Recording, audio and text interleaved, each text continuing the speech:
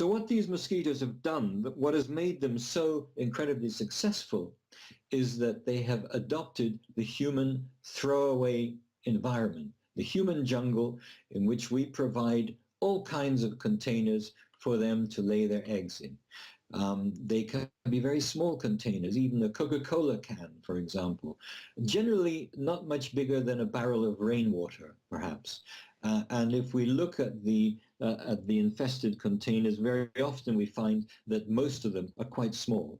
And indeed, the mosquitoes are remarkably adapted to laying in these small containers of water. The females don't lay many eggs, shall we say, in the same basket.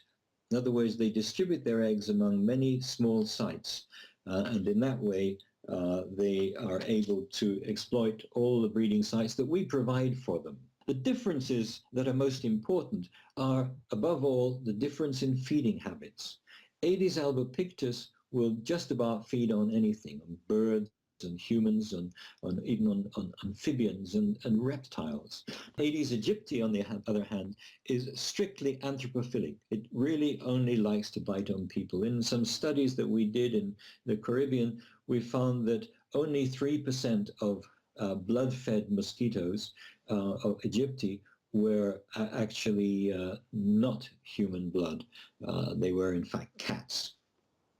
As far as transmission dynamics are concerned, it's obviously a lot better for a virus if every time the mosquito bites, it bites a primate, because the viruses we're talking about are primate viruses.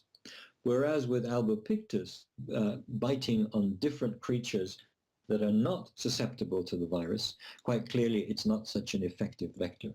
If you'd asked me, let's say 20 or 30 years ago, what is the distribution of Aedes albopictus, I would have said it's an Asian species. Now, if you ask me the same question, I'll tell you it's all over the world. How did it do that so quickly? Well, we spread it around the world. A quick personal story. I worked for a time in Memphis, Tennessee, Elvis Presley's city. I was working on St. Louis encephalitis.